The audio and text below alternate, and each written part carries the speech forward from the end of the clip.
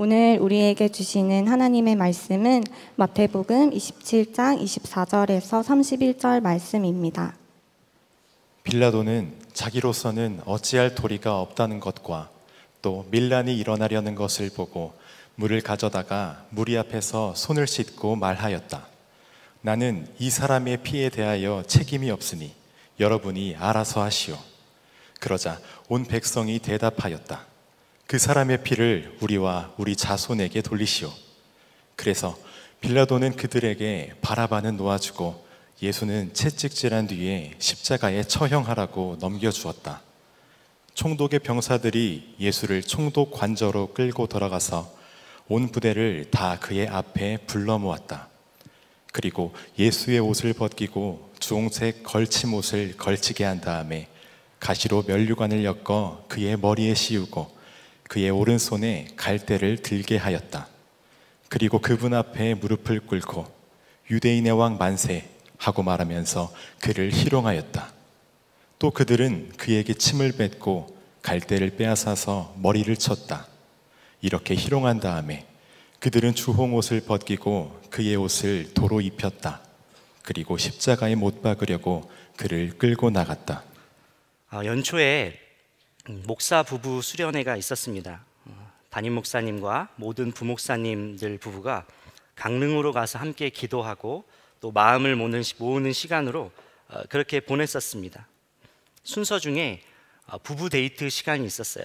그래서 저희 부부도 한적한 카페에 가서 시간을 보냈습니다. 마침 제가 그 돌아오는 주일날 주일 3부 설교를 섬겼었어야 했고 또 젊은이 교회 동계 수련회를 앞두고 있어서 잘됐다, 이 시간에 좀 말씀을 준비하는 시간으로 삼아야겠다 하고 아내는 그때 당시 수세미 뜨개질에 이렇게 매진하고 있었어요. 그래서 옆에서 수세미 뜨개질을 하고 저는 바다를 보면서 말씀 준비를 하고 그렇게 시간을 보냈었습니다.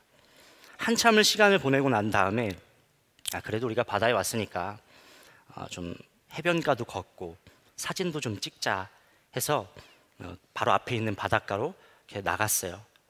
그리고 이제 사진을 찍는데 근데 그 문제가 생긴 거예요. 아내가 한쪽 눈에 그 렌즈, 하드 렌즈를 그 모래사장에 떨어뜨린 겁니다.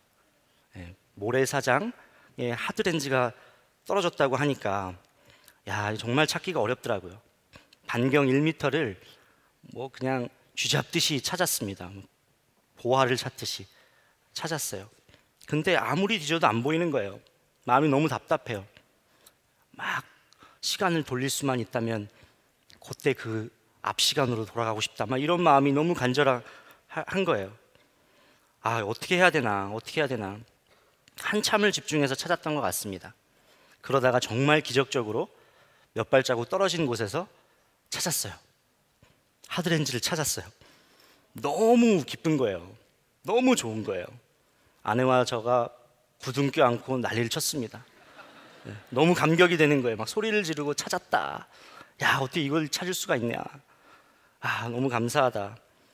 근데 그 순간 그렇게 기뻐서 좋아하고 있는데 담임 목사님에게 카톡 메시지가 왔어요.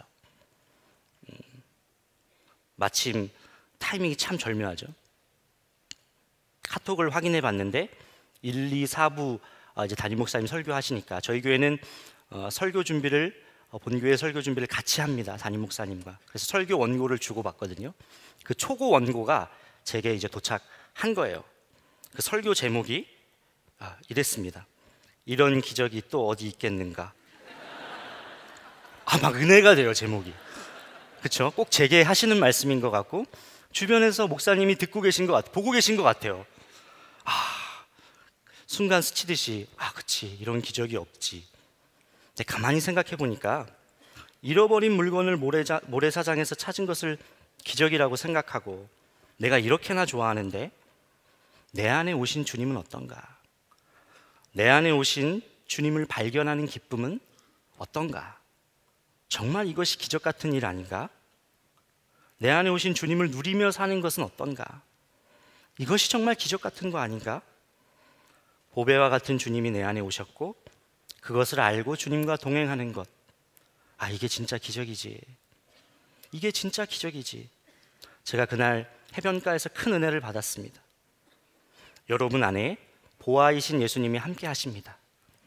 우리 모두 그 놀라운 은혜 가운데 지금 살고 있는 것이죠. 교회력으로 지금 이 기간을 사순절 기간이라고 해요. 사순절 기간. 사순절은 부활절 이전까지의 그 6번의 주일을 제외한 40일 동안의 기간을 말합니다. 전통적으로 교회는 사순절 기간 동안에 특별한 경건의 시간을 보냈어요. 십자가를 묵상하고 또 예수님을 따르는 삶을 더 깊이 고민해보고 회개하고 절제하는 삶을 살고 경건한 삶을 살려고 했습니다. 그러면서 주님 걸어가신 십자가의 길을 특별히 더 새겨보고 기억하는 기간으로 삼았어요. 15세기 네덜란드 형제단의 수사였던 토마스 아킨피스는 그리스도를 본받아라는 책에서 이렇게 이야기했습니다. 우리가 참된 빛을 받아서 마음의 온갖 눈먼 것에서부터 벗어나고자 한다면 그리스도의 삶과 성품을 본받을 것을 권면합니다. 그러므로 우리가 가장 힘써야 할 것은 예수님의 삶을 깊이 묵상하는 것입니다. 여러분, 이 사순절 기간 어떻게 보내시고 계신지 모르겠습니다. 예수님의 삶을 깊이 묵상하시는 기간으로 삼으시기를 예수님의 이름으로 축복합니다. 눈먼 것에서 눈이 열리고 현상을 보는 눈이 완전히 여러분에게 달라지길 예수님의 이름으로 축복해요. 그래서 저는 오늘과 다음 주 2주간에 예수님이 걸어가셨던 그 십자가의 길에 대해서 주목해보고 그 길을 여러분과 함께 좀 나누기를 원해요. 예수님이 십자가 짊어지고 가신 그 길을 비아 돌로로사라고 합니다. 비아 돌로로사. 이 뜻은 고난의 길, 십자가의 길이라는 뜻이에요. 예루살렘에는 현재 예수님이 걸어가셨다고 추정되는 이 십자가의 길을 14개 구간으로 나눠서 기념하고 있어요. 실제로 그 길이 그 길인지는 사실 알기는 어렵습니다. 왜냐하면 예수님이 부활하시고 난 다음에 2번이나 예루살렘이 황폐화됐기 때문에 실제 그 길이 맞는지는 사실 확인하기는 어려워요. 근데 이 고난의 길 구간은 빌라도의 뜰, 법정에서부터 그리고 예수님이 십자가 지고 올라가신 골고다 언덕까지의 그 길을 말해요. 길 이름처럼 여러분, 예수님의 십자가 지고 걸어가셨던 그 길은 고난의 길이었습니다. 고난의 길. 고난 그 자체였어요. 예수님은 누가복음 9장 23절에 이렇게 말씀하셨죠. 아무든지 나를 따라오려거든 자기를 부인하고 날마다 제 십자가를 지고 나를 따를 것이다. 나를 따를 것이니래. 이렇게 말씀하셨어요. 자기 자신을 부인하고 날마다 십자가를 지고 나를 따르라. 여러분, 한 가지 분명히 우리가 짚고 넘어가야겠습니다. 예수님이 걸어가신 길이 고난의 길이었기 때문에 자기가 가지고 있는 십자가를 지고 걸어가는 길, 그 길은 결코 쉬운 길일 수가 없습니다. 고난의 길일 수밖에 없어요. 우리가 걷는 길이 고난의 길이라는 거예요. 빌립보서 1장 29절 말씀이죠. 그리스도를 위하여 너희에게 은혜를 주신 것은 다만 그를 믿을 뿐 아니라 또한 그를 위하여 고난도 받게 하심이라. 그를 위하여 고난도 받게 하심이라. 사실 어떨 때는 이 점이 우리 마음을 참 불편하게 하죠. 고난받는 것이 좋은 사람이 어디 있어요? 고난을 좋아하는 사람이 어디 있겠습니까? 그런데 오늘 말씀을 준비하면서 주님이 이렇게까지 말씀하신 이유, 생명까지 아낌없이 주셨던 주님이, 사랑하는 자녀들을 위해서 생명까지 아낌없이 주셨던 그 주님이 십자가의 길, 고난의 길로 초대하신 것은 이유가 있으니까 그러시겠다라는 확신이 들었어요. 왜 그렇죠? 그 길이 바로 자녀들이 사는 길이고 그 길 속에 생명이 있기 때문에 그렇습니다. 오늘 저는 여러분이 어떤 고난을 예수님이 받으셨는지를 알기를 원하고 그 고난의 의미가 무엇인지를 또 알기를 원해요. 왜 우리를 그 길에 초대하고 계신지 우리가 또 깊이 생각해 보기를 원합니다. 그 시작을 빌라도의 법정에서부터 보고 싶어요. 빌라도가 누구였죠? 본디오 빌라도. 본디오 빌라도는 로마의 총독이었어요. 유다 지역을 관장하는 로마의 총독이었습니다. 빌라도는 사실 예수님을 그렇게 죽이고 싶지는 않았습니다. 빌라도는 그의 아내로부터 예수님이 죄가 없으니까 당신은 그 일에 관여하지 마세요. 빌라도의 아내가 그런 꿈을 꾸죠. 그래서 빌라도에게 알려요. 당신은 그 일에 절대 관여하지 마세요. 그걸 들었습니다. 예수님을 신문하면서도 아무 죄가 없다는 것을 알았어요. 오히려 대화를 하면 할수록 예수님이 범상치 않은 분이라는 것도 알았어요. 그래서 그는 계속해서 무죄 판결을 내리고 결정을 다른 이들이 할 수 있도록 넘겼습니다. 헤롯에게 보내기도 하고 넘겼어요. 명절의 죄수를 특별 사면하는 전례에 따라서 예수님을 사면해 주려고도 해봤습니다. 그런데 어떻게 됐죠? 그러나 결국 빌라도는 예수님을 유대인들의 율법에 따라 처벌해야 한다는 군중들의 그 격렬한 요구에 십자가형을 선고합니다. 누가복음 23장 23절 말씀이죠. 그들이 큰 소리로 재촉하여 십자가에 못 박히를 구하니 그들의 소리가 이긴지라. 그들의 큰 소리가 이겼다는 거예요.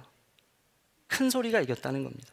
소리가 큰 자, 대중들의 소리가 받아들여졌다는 것이죠. 사실 빌라도는 예수님을 죽여야 된다, 예수님을 죽여야 된다, 이 배우, 이 목소리를 내고 있는 그 배우 세력이 누가 있는지를 알고 있었어요. 유대 종교자들이 있었다는 것을 누구보다 잘 알았어요. 음모라는 것도 알았어요. 그런데 어쩔 수 없이 통치를 안정적으로 하기 위해서 정치적인 이유로 예수님을 십자가에 못 박도록 내어준 겁니다.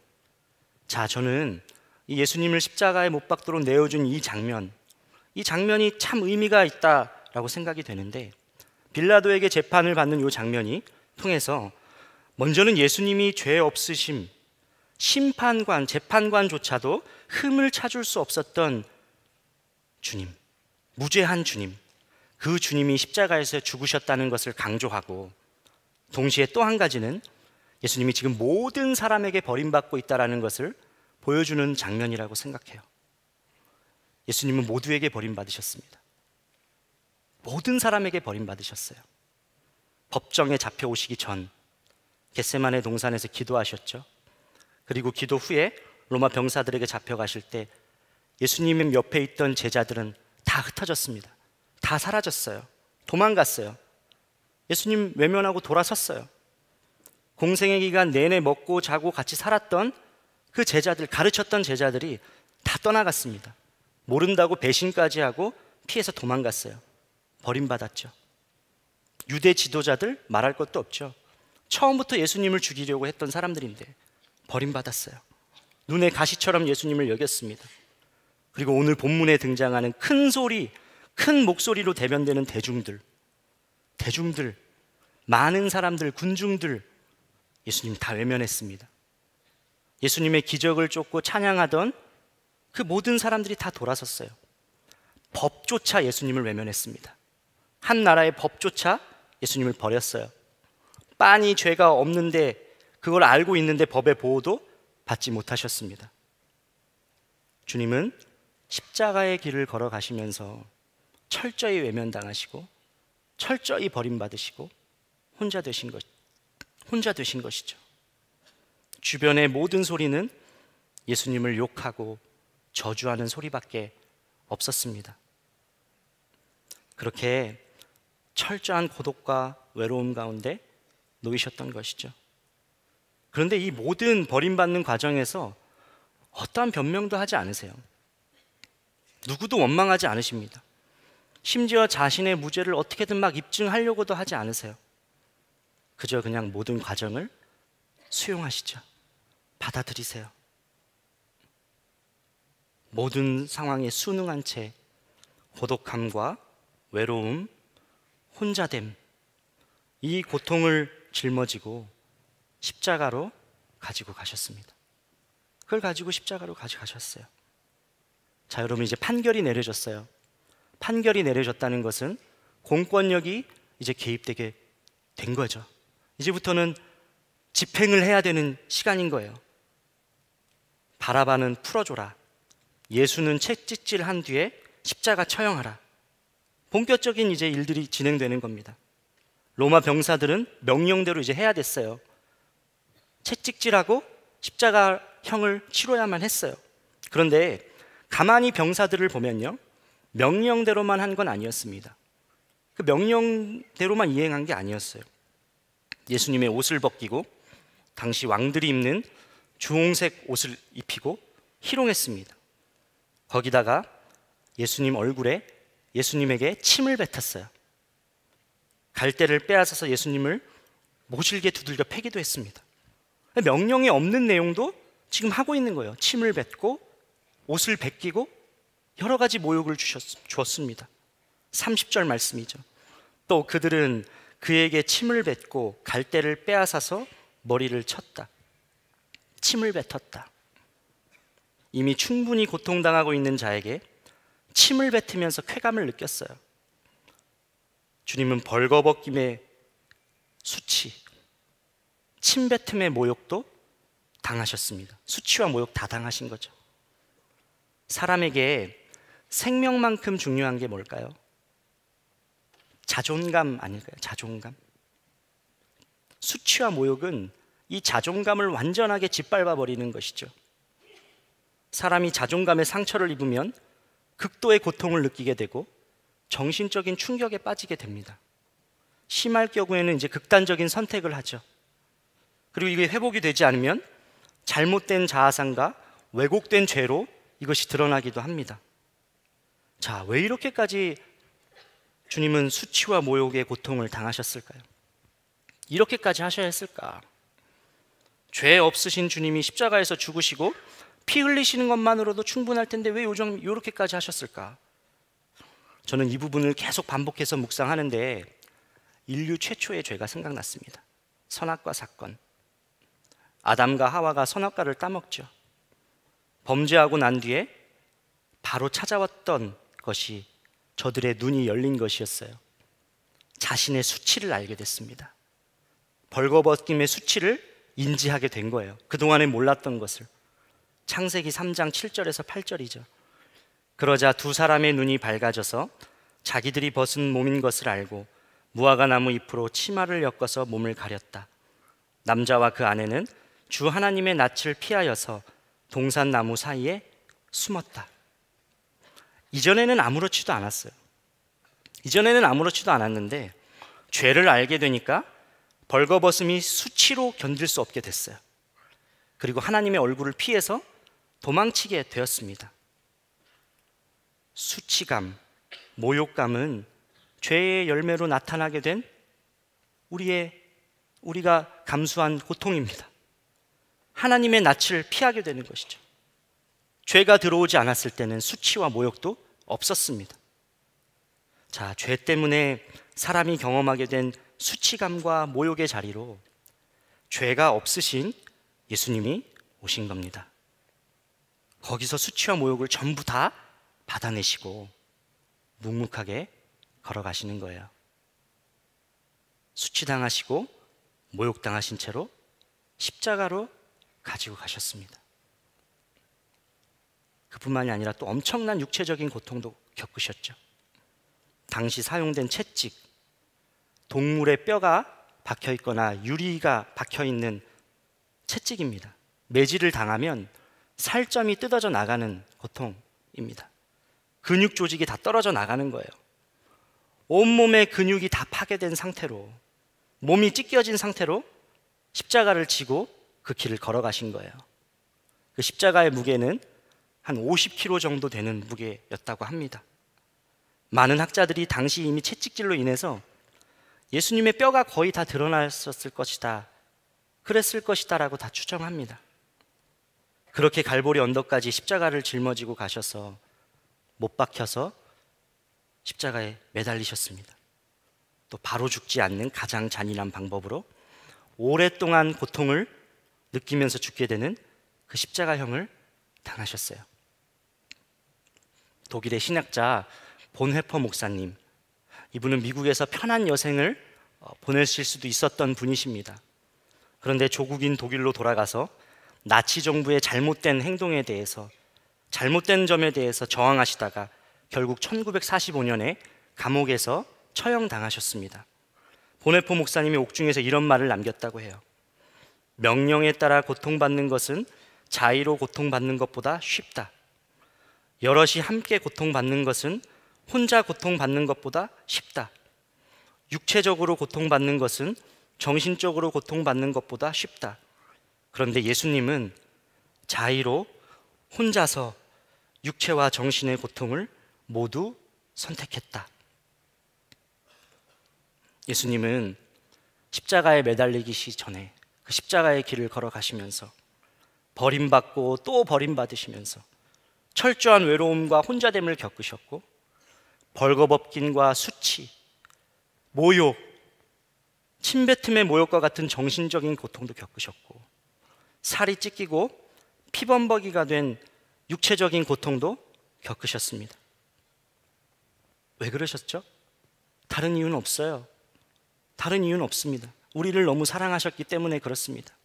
로마서 5장 8절 말씀이시죠. 우리가 아직 죄인 되었을 때에 그리스도께서 우리를 위하여 죽으심으로 하나님께서 우리에 대한 자기의 사랑을 확증하셨느니라. 자기의 사랑을 확증하시기 위해 이 방법을 예수님께서 선택하신 것입니다. 우리가 아직 죄인 되었을 때에 우리를 위해 죽으심으로 자기 사랑을 보여주신 거예요. 하영록 목사님이 쓰신 W31에 하나님의 사랑에 대한 아주 인상적인, 주님의 사랑에 대한 인상적인 이야기가 나옵니다. 어느 날 예수님이 사탄과 대화하고 있는데, 사탄이 에덴 동산에서 갓 벗어나서 잘난 척하면서 뽐내면서 예수님에게 이렇게 이야기했다고 해요. 예수님, 제가 저 아랫 사람들, 많은 사람들 보았어요. 제가 덫을 놓고 미끼로 유혹하면 그들이 저항하지 못할 겁니다. 그때 그들을 사로잡을 거예요. 예수님 물으셨대요. 그 사람들 데리고 뭘 할 건데? 사탄이 재미삼아 놀려주려고 하죠. 그들에게 어떻게 결혼하고 이혼하는지, 어떻게 서로 미워하고 다투는지, 학대하는지, 타락하는지, 욕하는지 가르쳐 줄 거예요. 그리고 그들을 서로 싸우게 해서 서로 죽게 만들면 정말 재밌겠죠. 예수님이 그 말 듣다가 다시 물으셨대요.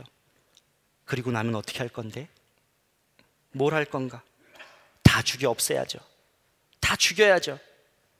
사탄이 이글거리는 눈으로 예수님을 쳐다봤대요. 예수님께서 그럼 내가 얼마를 주면 그들을 놓아줄 터인가? 사탄이 대답했어요. 지금 무슨 말씀하시는 거예요? 당신은 그들을 거두실 필요가 없어요. 결코 그럴 가치가 없어요. 당신을 미워하고 저주할 거예요. 왜 그들을 챙기려고 하세요? 당신에게 침뱉고 욕하고 심지어 당신을 죽이려고 들 겁니다. 예수님이 다시 조용히 물으셨대요. 얼마면 되냐니까. 사단이 예수님을 쳐다보면서 비웃듯이 대답했습니다. 당신이 그들을 구하고 싶다면 내게 당신의 피와 눈물, 생명, 그 모든 것을 다 주십시오. 그러자 예수님은 알겠네 라고 대답했다고 합니다. 여러분, 은혜에 내가 치른 대가는 없습니다. 내가 치른 대가는 없어요. 날 살리려고 예수님이 다 대가를 치르셨습니다. 이게 사랑이고 이게 은혜죠. 그래도 아마 여전히 마음 한구석에는 이런 마음이 들 수 있을 것 같아요. 그래도 내가 어떻게 고난의 길을 갑니까? 내가 어떻게 고난의 길을 선택할 수 있겠습니까? 주님이 어떤 고난을 겪으셨는지도 알겠고 엄청난 사랑과 은혜를 입었던 것도 알겠는데, 그렇다고 꼭 사랑하는 자녀에게까지, 나에게까지 날 따르려면 십자가를 져야 한다, 이렇게 초대하셨어야만 했습니까? 의문이 드시는 분들 아마 계실 수도 있을 것 같아요. 제가 이 부분을 계속 묵상하는데 주님이 저에게 책망하듯이 알려주셨어요. 고난에만 집중하면, 고난에만 주목하면 여러분 두려움이 찾아옵니다. 고난을 주목하면 바로 두려움이 엄습해요. 주님이 제게 책망하듯이 넌 왜 자꾸 고난만 주목하느냐? 넌 왜 자꾸 그 고난만 바라보려고 하느냐? 왜 그 한복판에 있는 날 보지 못하느냐? 주목해야 할 것은 절대 고난이 아니다. 나를 주목해야 된다. 나를 바라봐야 된다. 여러분, 십자가의 길로 부르시는 이유는 고난이 목적이 아닙니다. 고난 자체가 목적이 아니에요. 십자가의 길로 부르시는 진짜 목적은 예수님 그분이 그 길에 계시기 때문에 그렇습니다. 주님이 그 길을 지금 걸어가고 계시기 때문에 그래요. 그걸 놓치면 안 됩니다. 초점이 고난이 아니고 초점은 예수님이세요. 그 예수님이 우리를 통과하게 하십니다. 사실 성경을 보면 많은 믿음의 조상들, 아마 여러분들 알고 있는 많은 믿음의 조상들 떠올려 보면 고난을 안 당한 사람이 있나 한번 생각해 보세요. 없습니다. 모두가 다 고난을 겪었어요. 그런데 그분들 모두 고난 자체에 초점을 맞추지 않았습니다. 주님께 초점을 맞췄어요. 하나님께 초점을 맞췄다는 거예요. 40년간 도망자로 지내다가 출애굽했던 모세도 그렇고, 사울 왕에게 계속 쫓김당하였던 다윗도 그랬고, 또 초대교회 성도들은 어땠죠? 복음을 전하기 위해서 엄청난 박해를 당했어요. 초점은 주님께 있었어요. 믿음의 선조들의 고난 이야기를 보면, 그런데 참 신기해요. 고난 때문에 무너졌다는 이야기는 별로 없어요. 고난 때문에 죽었다는 이야기는 없어요. 일어나지 못했다는 이야기가 없어요. 오히려 고난 때문에 주님의 은혜를 풍성하게 누리게 되고, 계속해서 하나님의 인도하시는 그 길을 내가 이 고난 때문에 걸어가게 됐다라는 간증들이 있습니다. 여러분, 믿음이 그렇게 더 견고해졌어요. 생각해보면 고난으로 인해서 내가 무너지는 것이 아닙니다. 믿음이 없는 것 때문에 우리가 무너지는 거예요. 저는 몇 주 전에 조금 특별한 모임을 다녀왔습니다. 아시아 지역의 크리스천 젊은 리더십들이 모여서 함께 예배드리고 또 함께 교제하고 기도하고 하나님의 나라를 서로 나누는 시간들을 가졌어요. 그 중에서는 교회가 엄청난 핍박 가운데 있는 그런 상황 가운데 놓여져 있는 나라에서 오신 분들도 있었습니다. 제가 그분들과 대화하면서, 그분들과 교제하면서 참 느낀 것이 많아요. 그분들의 한결같은 고백이 자신들이 처하게 된 이 현실이 너무 감사하다는 거예요. 지금의 현실이 주님이 우리를 사랑하는 것이 더 분명하게 느껴지는 현실이라는 거예요. 현실은 어렵지만 너무 감사하다는 거예요. 그분들이 눈물을 교제하면서 눈물을 뚝뚝 흘려요. 목사님, 전 지금 현실이 어렵지만 주님이 여기서 더 선명하게 보입니다. 주님이 보입니다. 그곳에서 한 목사님이 예배 때 말씀을 전해주셨는데 동일한 메시지를 나눠주셨어요. 고난은 교회를 무너뜨리지 못한다. 절대 죽이지 못한다. 교회를 무너뜨리는 것은 복음의 변질, 묽어지고 희석된 복음이 교회를 죽인다. 고난으로 교회는 죽지 못한다는 겁니다. 사랑하는 여러분, 사실 고난은 주님을 더 선명하게 보게 되는 창문과 같습니다.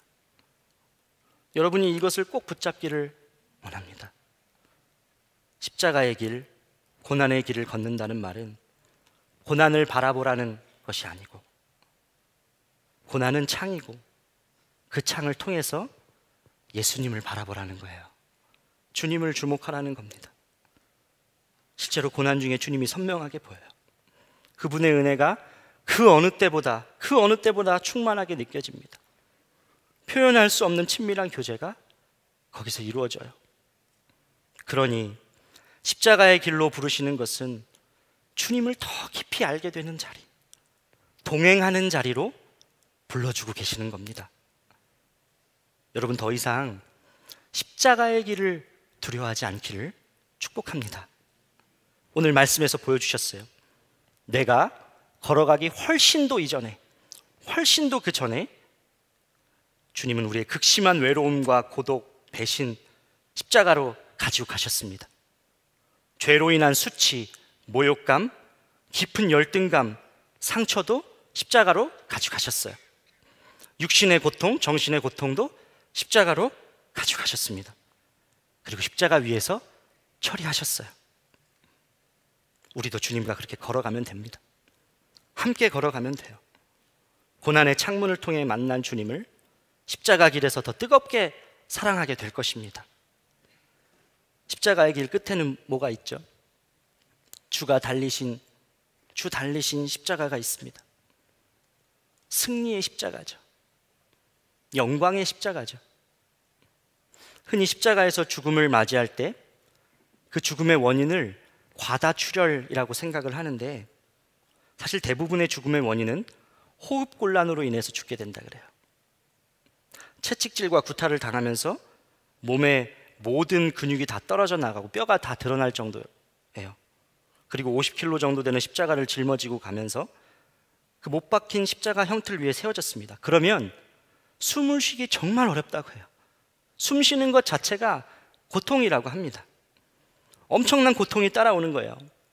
의학자들은 예수님도 호흡곤란으로 돌아가셨을 것이다 라고 그렇게 봐요. 십자가에 매달려 계시다가 돌아가신 후에 로마 병사들이 어떻게 하죠? 창으로 예수님 옆구리를 찔러보죠. 그때 예수님의 몸에서 피와 물이 나왔다라고 성경이 기록하고 있어요. 요한복음 19장 34절 말씀이죠. 그중 한 군인이 창으로 옆구리를 찌르니 곧 피와 물이 나오더라. 사람의 몸에서 피와 물이 함께 쏟아져 나올 수 있는 경우는 딱 한 가지라고 합니다. 심장이 파열될 경우에만 이런 현상이 일어난대요. 심장이 파열될 때만 피와 물이 함께 쏟아져 나온대요. 제가 그 이야기를 들으면서 예수님이 정말 엄청난 스트레스와 고통을 겪으셨겠구나. 또 우리가 예수님의 이 심장이 터져버릴 것 같은 정도의 사랑을 지금 우리가 입고 있구나, 그런 마음이 들었습니다. 이사야서 53장 4절에서 6절 말씀입니다. 그는 실로 우리가 받아야 할 고통을 대신 받고 우리가 겪어야 할 슬픔을 대신 겪었다. 그가 찔린 것은 우리의 허물 때문이고 그가 상처를 받은 것은 우리의 악함 때문이다. 그가 징계를 받음으로써 우리가 평화를 누리고 그가 매를 맞음으로써 우리의 병이 나았다. 우리는 모두 양처럼 길을 잃고 각기 제 갈 길로 흩어졌으나 주님께서 우리 모두의 죄악을 그에게 지우셨다. 여러분, 예수님을 따라가는 길은 예수님이 경험하셨던 것처럼 세상의 큰 목소리와 마주해야 될지도 모르겠습니다. 또 모욕을 당하고 수치를 당해야 할지도 모르겠습니다. 어떤 경우에는 견딜 수 없는 정신적인 고통과 극심한 육체적인 고통을 겪어야 될 수도 있습니다. 여러분, 그때마다 꼭 기억하실 것은 날 위해서 먼저 고난의 길을 걸으신 예수님, 그 예수님이 그 길을 걸어가시면서 다 십자가로 가져가셨다. 십자가로 예수님이 다 가져가셨다. 이 진리를 기억해야 하고, 또 지금도 예수님은 심장이 터질 듯한 사랑으로, 심장이 터질 듯한 사랑으로 날 사랑하시고 날 주목하고 계시는구나. 날 그런 사랑을 나에게 주시고 계시는구나.